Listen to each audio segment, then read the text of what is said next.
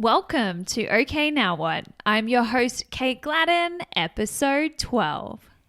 This is a show for people who know life doesn't happen to you.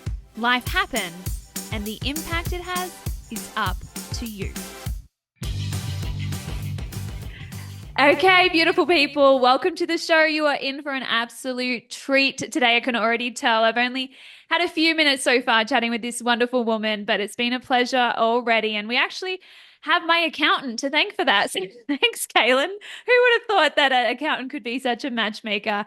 But without further ado, it's my absolute honor, pleasure, privilege to invite speaker, coach, and author Marcey Rader onto the show. Thank you. Thank you. And what your listeners didn't know was I had told you how to pronounce my name. And I said I wanted to hear it in your beautiful, sexy Australian accent because I love Australian accents. So Oh, great. we're Have you just going to visited? start with that. Have you visited Australia before? No, I've spoken on 5 continents. I do want to get over there. I don't care about the seventh. I don't care about going to the frozen tundra The at the edge penguins of the might need it world. though. I mean, What's maybe that? they, I said the penguins, maybe. Maybe they may need it. They may need it. Not for me. I'm good with 6 continents. I love that. Well, as I said, I'm very grateful for your time today. I could, read out your official bio and all that jazz, but I'd rather hear it straight from you because I know there's a lot of passion and purpose behind what you do. So if you just want to briefly give the elevator, I guess, overview of who you are and what you do. Sure. I am in Raleigh, North Carolina, and I have had my business for 11 years. We are a health-powered productivity training, coaching, speaking, consulting company. And what that means is, health-powered productivity. It doesn't matter how many boxes you check off your to-do list if you are losing sleep to do it. It doesn't matter how many emails you respond to if you are doing it at dinner with your family or on date night. We are about getting things done, but getting the right things done without sacrificing your health and relationships. And I came from the clinical research industry, worked in that industry for 14 years. I traveled 48 weeks a year. I competed in endurance and ultra endurance races, and I was go, go, go, super high achiever, and to the point that it ended up wrecking me. I had two what could have been preventable medical diagnoses, and I struggled with the relationship with my husband, and I take complete ownership of that. And so when I started my business, I really wanted to help people like me that are high achievers, type A, awesome, type awesome people, Amen. um, you know, to still achieve, but also have perspective Hmm. and reflect and reassess, how we want to move forward or how we want to live at different stages of our life. Hmm. And I just turned 50 a few weeks ago. Happy birthday. And thank you, thank you. And definitely what I want more or what I want out of life now is very different than when I was 40 and when I was 30. And I think that continual reflection of our goals are important for people.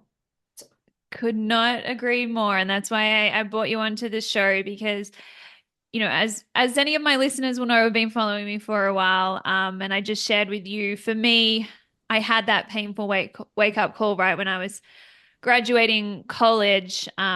What matters most in life, losing my sister in an accident. So it was very sudden. So it was just, kind of that whiplash of like how did that just happen to someone. And I want to share with you, like, Marcy, my moment that I look back on now, in terms of how much I was like, I just have to get the highest grade. I have to get that internship straight out of university and follow the yellow. Like, I have to like, everyone, I can't let my parents down, like all that like pressure just to prove myself. I nearly didn't go to my sister's last birthday party. She was turning 24.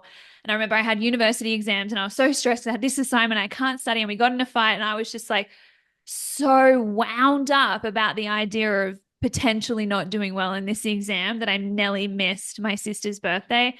Thank God I ended up going, and we got one of my favorite photos together. Actually, she's behind me here. That's the photo we got at her last birthday. But for me, obviously I was just 20 and quite young, but I still try to hold that close to my heart because it's so easy in this world of go, go, go. You got to achieve and post it up online and make sure everyone knows about it. Um, to lose sight of what really matters most. Yeah. Okay, that gave me chills to hear that. Yeah. And thankfully for me, I feel like thankfully, I did not grow up with social media in my, teens and 20s and 30s. And I, was in it a little bit in my 40s, but actually I'm only on LinkedIn Mhm. and I have an account on YouTube and we post videos, but I'm really not on that watching, a lot of other people's videos.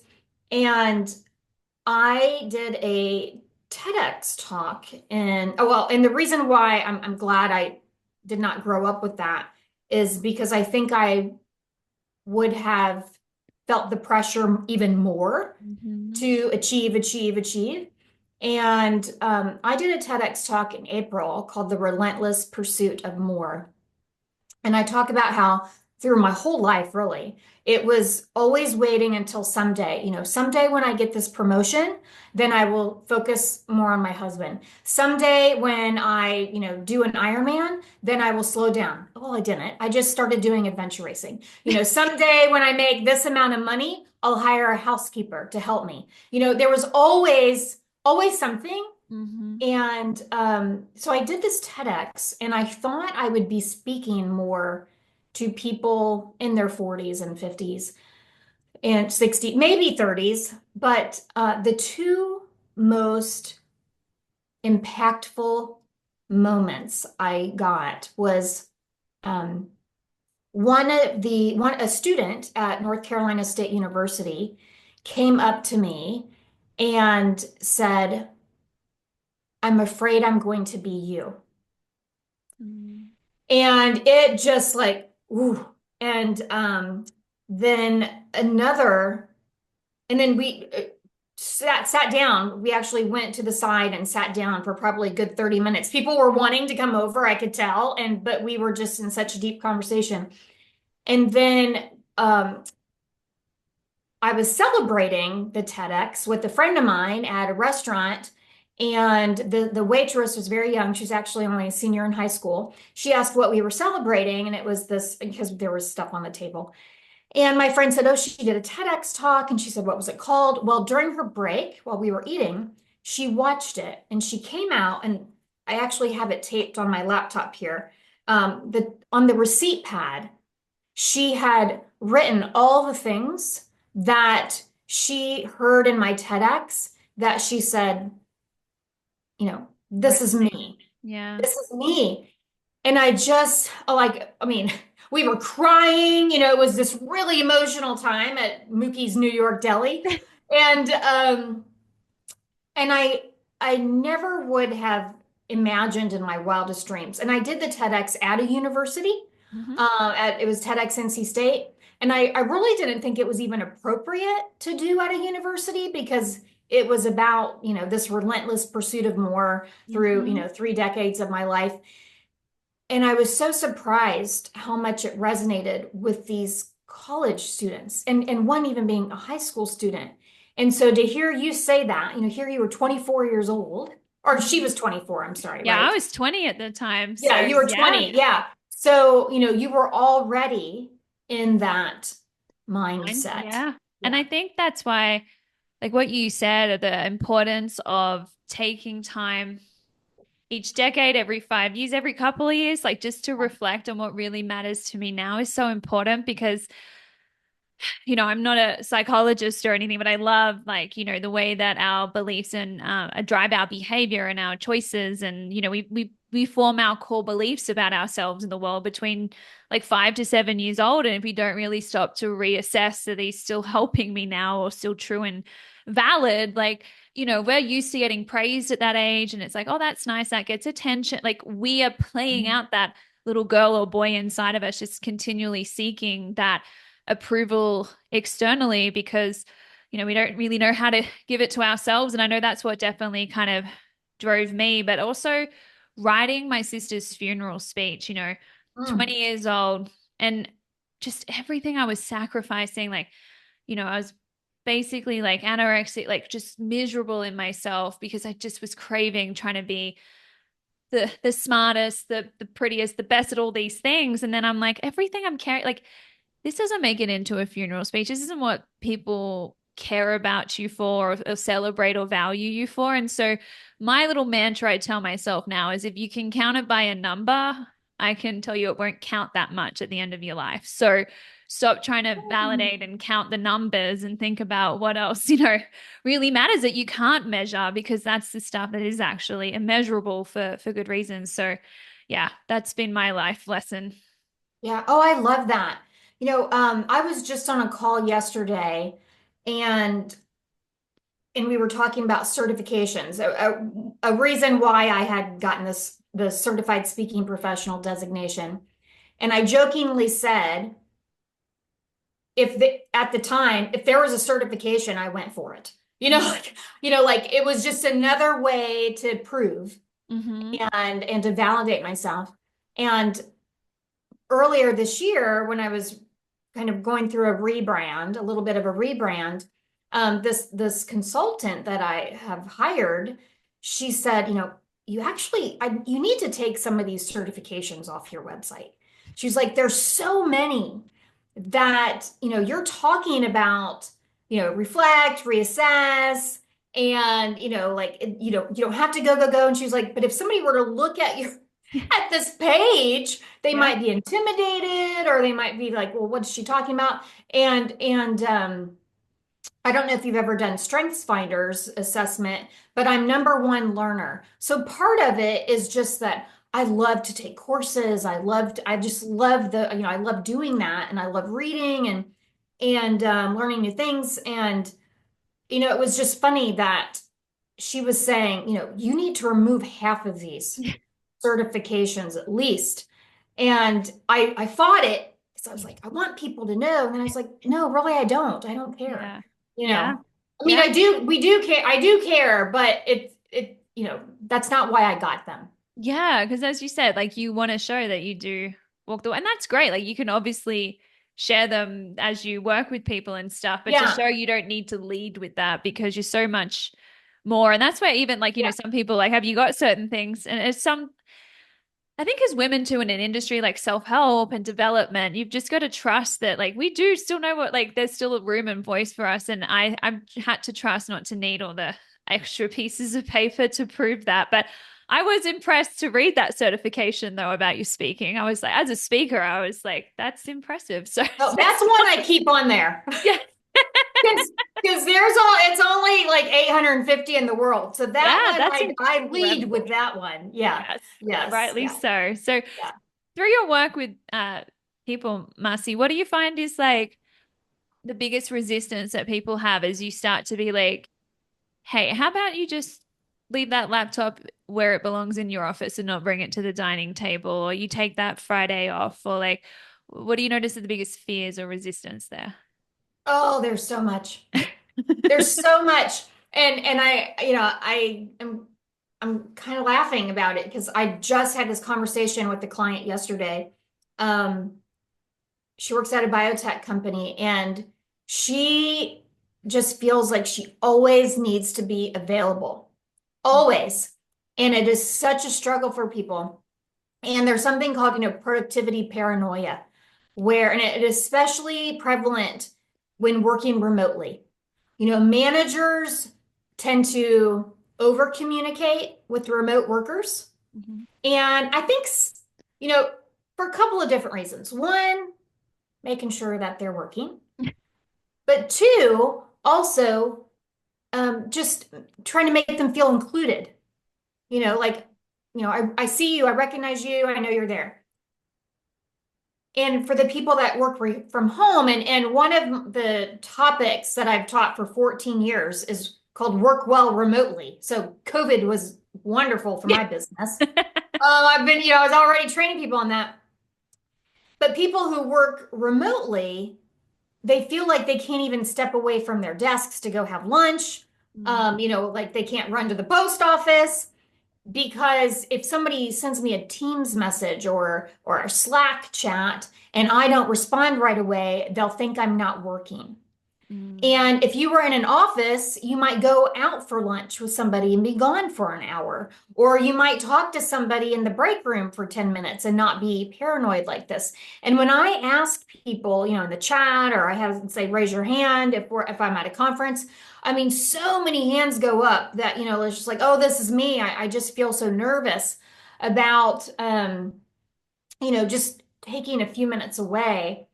And so, depending on the role, depending on um, the culture of the company, we kind of just start with, baby steps, but also sometimes using the tool or the app to save ourselves from ourselves because we shouldn't use discipline more than like, don't waste your discipline on that. yeah. Use your discipline when you open the refrigerator or something, like use it for those or to like go out and go for a walk. Use it for those things. But so what I mean by that is like, using the focus zones on your phone Yeah.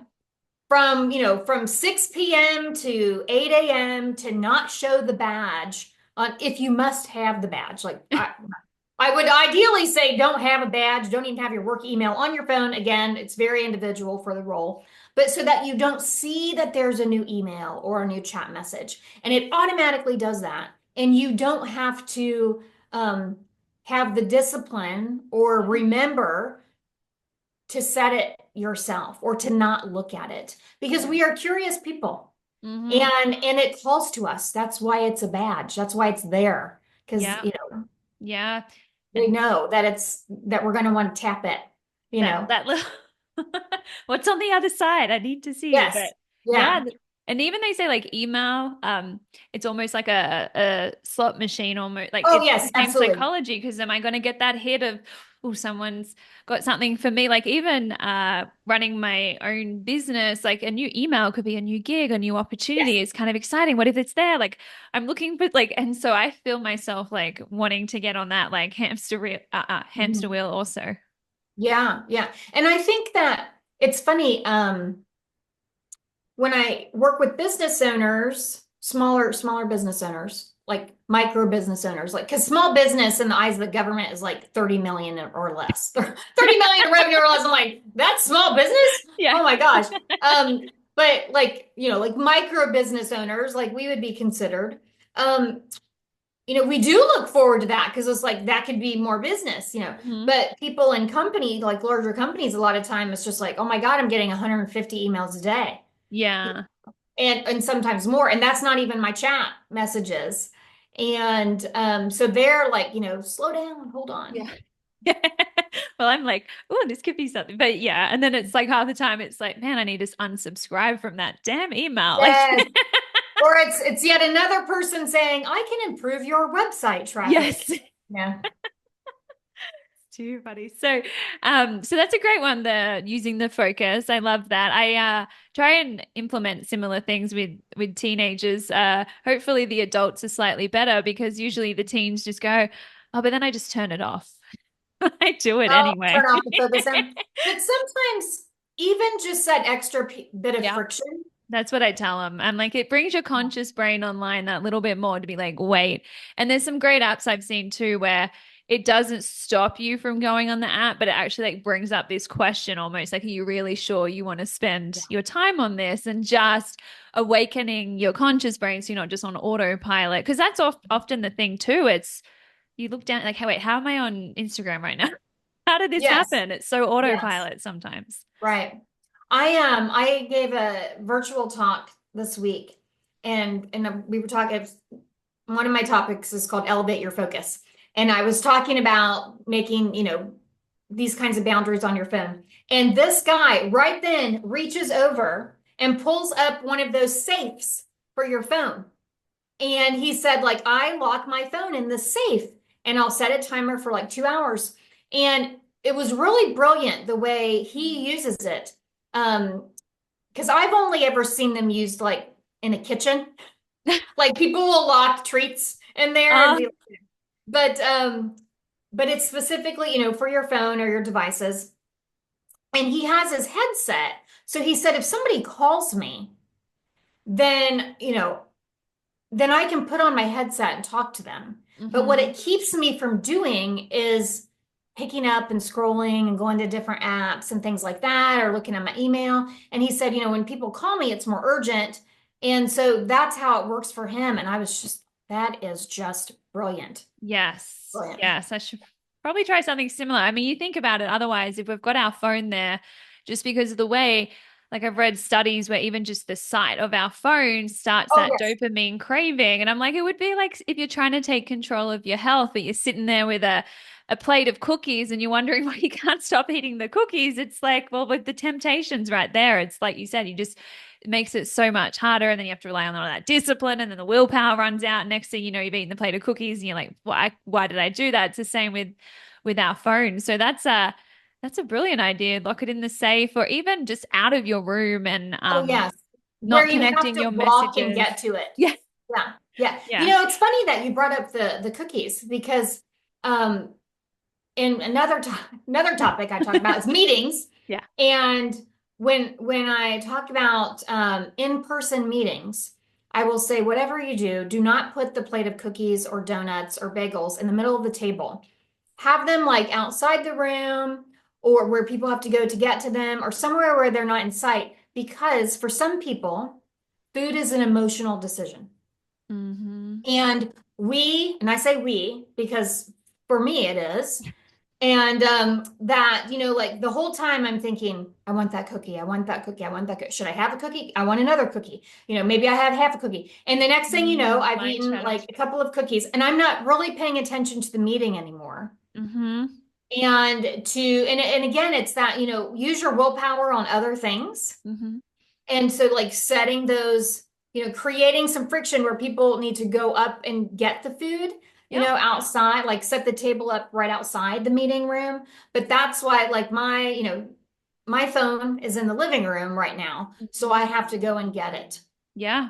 Yeah. And it's a good one for any meeting planners or anything out there. That's such a simple shift, but one I can see, especially if they haven't eaten much that day, like, like they've been busy and then all the sweet treats are in front of them. And then suddenly all you're focused on is which is what the human mind does. It's like, again, it's a dopamine trying to get that. So that's brilliant.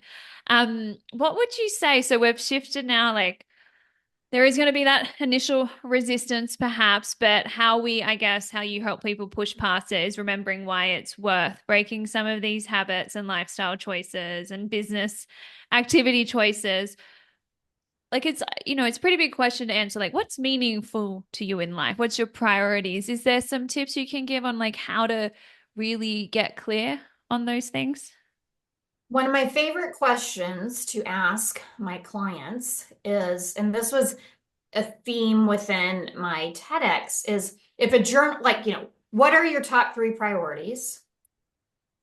If a journalist were following you around, writing a story about a day in the life of you, would they write that your actions are following your priorities? Mm. So if you say, oh, my family, connecting with my family and things, but you're all sitting there in front of the TV, double screening, which is everybody on their phone with the TV, going on, then would the journalist say like she's very involved in connecting with her family? She's really, or if you say like, oh, my health, my blood pressure's high, or I've been really stressed out, I haven't been able to sleep, and that, it's really a priority for me, but you don't have a wind down, you haven't exercised that day, and the journalist is writing like she never got up from her desk for 4 hours, she's looked at her screen in bed, until 11 p.m. So really thinking through, okay, if I'm saying that's my priority, what actions am I doing to prove that this is really a priority?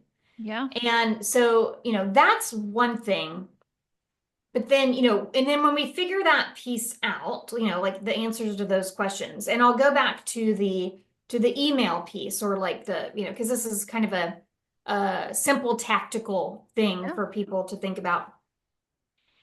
When people are nervous like that, then I'll say like, okay, let's start with the first 30 minutes of your day. Like if they're used to checking email in bed, which I say is taking your company to bed with you. Yeah. Ew. Who wants, do you want to sleep with anybody at your company? Yeah. No. No. Well, you are all the time because you're waking up with them in your bed and you're going to sleep with them in your bed. But maybe it's like your first 30 minutes, your first hour of your day, that's just yours because your inbox is always another person's agenda, Hmm. right? And so why not give yourself the first 30 minutes, hour, whatever that is, rather than give your day over to someone else before you've even, changed out of your night clothes. Yeah. And so it's like the little pieces like that, if people feel that compulsion, um, if it's that they eat every meal in front of a screen, then we think, okay, what's one meal a day that you can be screen free? Yeah. Or maybe it's for the first 10 minutes of one meal, that that you're just focused on your food or the people that you're with and not on a screen. So it's really, Micro changes. Yeah. yeah, yeah. And really individual changes. Yeah. I love that. And I think because it's hard sometimes trying to make a change because you haven't yet experienced the benefit of it. So trying to make a bigger change, you're like, why would I do that? But even if you just experience a little benefit of like, oh wow, that morning felt a lot more peaceful. I feel way more refreshed and ready to actually start work now by not checking my email first thing, then it can motivate you to make that next bigger change once you experience some of the benefits from it. So yeah. Yeah. How do you balance, like I think about just in my personal life, like one I kind of wrestled with for a little bit because I really care about my family back in Australia, particularly my mum and dad. I moved across the world and they've already lost a daughter. They do have my brother and he's got some kids and that. So they've got that there, but I know they love seeing and hearing and talking to me.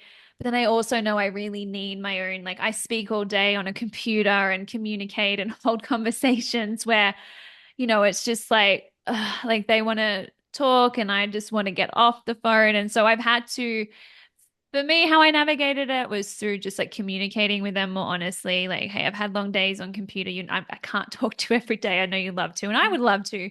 And then I just send a photo or something instead of my puppy dog or something just to satisfy them once a day. Like I'm still alive.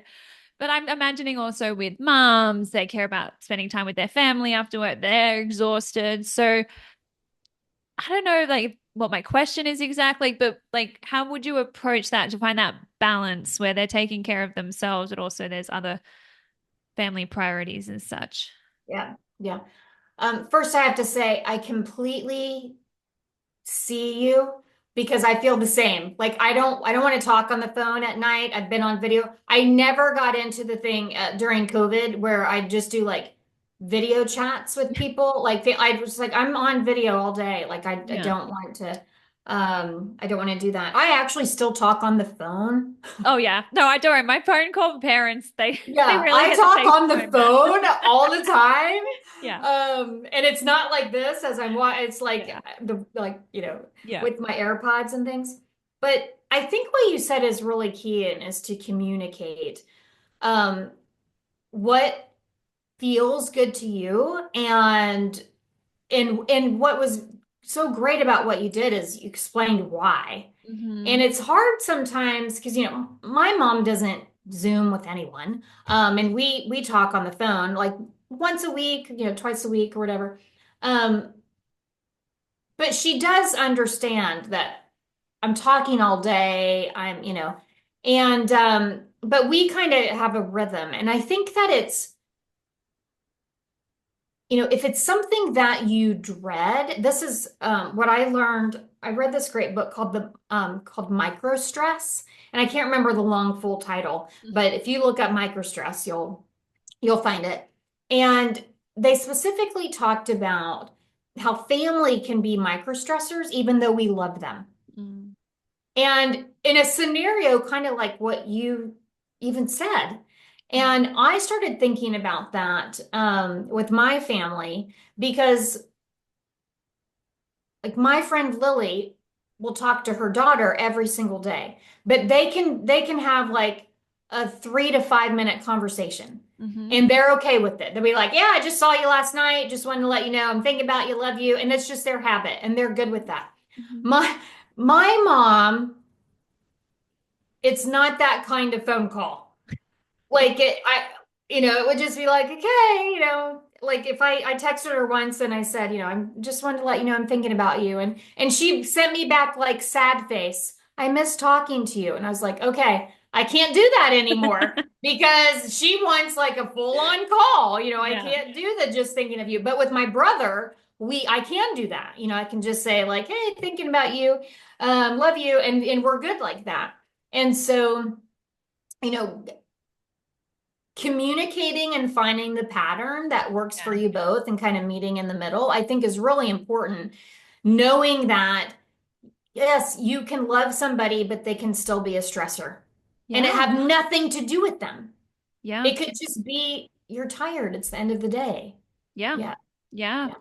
And also, I think what I've had to work on, and I see a lot like with the clients I coach, where there's breaking the people pleasing tendency, trying to take responsibility for really is not your responsibility, right? You can't manage other people's emotions as much as you try, or otherwise you lose control over whose emotions and well-being you are responsible for, which is your own. So it's sometimes like it's okay if your mum feels disappointed or your daughter's a little disappointed tonight that like, but if you were able to fill your cup up that little bit more to have more to give to the next day and to yourself, that's so important. So I feel like that's what I had to work with a lot, the people pleasing, which I'm sure a lot of like clients you work with too have some of that underlying people pleasing tendencies. Oh, sure, sure. And that it made me just think because we're talking about the phone thing that I heard this woman once say that she was talking to her two sisters and they said something, one of them said something about their dad's weekly call at 7. Oh, because dad always calls me every Tuesday at 7. And the other sister said, oh, he calls me at 7:30. And then the other one was like, oh my gosh, we're a task on his calendar because he calls me at 6:30. So every Tuesday he would call them at 6:37, 7:30, whatever. And two of the sisters kind of got irritated about it because they thought like I thought this was a special thing that dad called me on Tuesdays or whatever and this was our time together. And they were like, "Oh, we're just a task for him to check off." And the other sister had a very different perspective and she said, "At least I'm a task. Like at least I'm Yeah. on the calendar." Mm-hmm. She didn't say task because a lot of time, sometimes task has a negative connotation. To me, it does not Mm-hmm. because a task could be like, I exercised today and Yeah. exercise is good. Yeah. Um, but I thought, like that was the perspective to have because at least it was a priority enough Mm-hmm. for him to say, this is important. Mm-hmm. I'm going to put it on my calendar so I don't ever forget it. Yeah. And to me, when I heard that story, I thought, he's prioritizing. Yeah. It doesn't matter that it's something, maybe he doesn't feel like it's a box to check. It's just maybe he looks forward to every Tuesday. Yeah. And he's like, I talked to all my daughters in a row. I know I'm going to get a hold of them because they know I call at 6:30, 7:30. And to me, I thought that was kind of fun. I love that. And it's funny that it's got to do with the dad because I remember when I first moved to the US, it was COVID times. We get to Sydney Airport. It was August 2020, and he's a little emotional saying goodbye, and so was I. And he's just trying to give his last fatherly advice before I took off. And he's like, "Sweetheart," he's like, it's important to keep in touch with your friends, okay? He's like, "I have a list of my friends," and he's like, "I reach out to them about once a month, and I make sure I run through that list and stay in touch and give them a call." He's like, "So easy to." lose connection because, life gets busy, there's distance and all that. And so I still remember my dad saying that, like, that's his way. He's nearly 70 years old now, but that's, he gets through his friends list. He's like, for my friends, only needs be about once a month or something, but I want to make sure I don't forget. So he has that list. I don't know if it's scheduled on a calendar, but I know it's like written out in front of him for him to check off. So yeah, I love I that. love that. And it's actually unusual for men Mm-hmm. to be that intentional about connection. But it's like you've been in my office this week, Kate, because this other client I worked with, one of the things that she wanted to do in her 3-month coaching program, she said it's really important for me to have stronger social relationships with my friends, but we get busy and we all have kids and blah blah blah blah. And I told her that we all have tiers of people, tier one, tier two, tier three, tier four. And there are times in my year that's like, if you're tier three, I just don't, I'm not going to go out for coffee with you. I don't have time. I only have time for tier one, tier two, or whatever. And I said, for my tier one people and some of my tier two people, and I don't, it's not like I go, you're tier three, but y'all know in our head, Yeah. um, but I schedule time with them before I leave them. Mm. Like if we're together, I'll say, okay, let's go ahead and schedule our next time. And I was telling my this client, we were talking about scheduling time and maybe like every other Tuesday or once a month calling someone. And at first she was a little resistant because she's like, oh, it seems so formal. And I said, here's the thing. I have had a monthly date with a friend of mine for 14 years. Wow.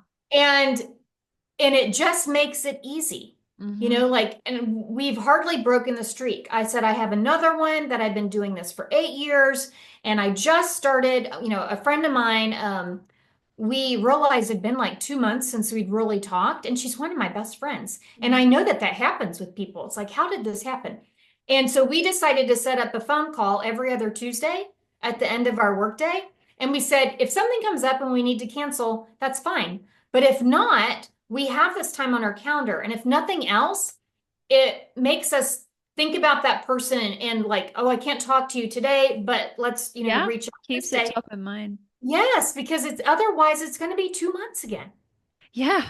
Yeah. And it reminds me as well, like even if you don't want to necessarily have it as like a calendar thing, I remember after Nicole passed away and just, connecting with all of her friends and sharing memories and stories, they would say how they always knew when Nicole was in the car. So she used to live down the coast and she used to work on the north coast of Sydney and live down south coast. So she had this long drive that she had to do to and from work a lot.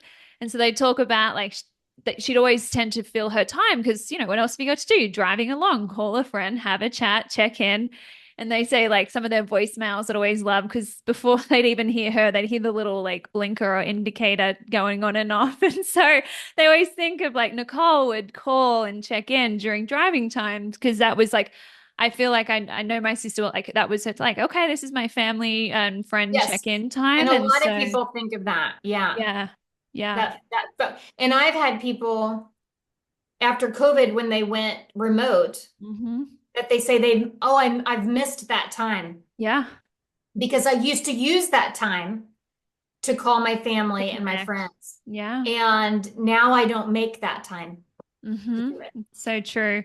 Yeah. I do a lot on walks. I used to, and it's funny now that it's been a bit of a shift in my business. I am realizing I'm not getting or making enough time for the walks, which means not as much time of like checking in back. So it is interesting. Some shifts you're like, oh, this is good, but you got to also reassess what does it maybe cost you or taken away that you need to find another spot for in daily life. So I love Yeah. it. Oh my goodness, I could talk to you all day long, but I better be respectful, of your time and other priorities for everything else you've got going on. But I can't let you go without giving you the spotlight and letting people share more. I know you've got a new book. Has that recently come out? The No, Work so Well. I'm not sure when this podcast is coming out, but my fourth book is coming out in January, Okay. hopefully mid-January, and it's called Reclaim Your Workday. Love it. Sustainable Productivity Strategies for the New World of Work. Hmm. And the chapters are, email and chat, meetings, time off, and remote work, so on. But the behaviors are divided into individual contributor, manager, and C-suite. Okay. But my last book is called Work Well, Play More, and that's the one Kaylin has. And that's Work Well, Play More, Productive, Clutter-Free, Healthy Living, One Step at a Time. And I designed that to be read over the course of 12 months. And so there's a chapter is a month, Wow. and there's a novice, pro, and master behavior for some kind of behavior in productivity, clutter, and health. That's And that brilliant. is at workwellplaymore.com. Love that. Yes, and you've also got your brilliant TEDx talk. I watched that and loved it. So search up Marcy. I'm on YouTube, TEDx. What is there? That's the Pursuit of More is the name of The that talk. relentless pursuit of more. Yeah. Relentless Pursuit of More. And then marceyrader.com, is it? Is that your website? Yes. Yes. Both names spelled very different than normal. MarceyRader.com. Okay. Yes, I love it. So if you want to learn more and if you're essentially if you're nodding along to everything that we're sharing, it absolutely means you should check out more of Marcy's resources and support. And just from the bottom of my heart, Marcy, I'm so grateful for your time and contribution today. Thank you so much. Thank you. And thank you, Kaylin, for introducing. Yes, Galen, you little champion.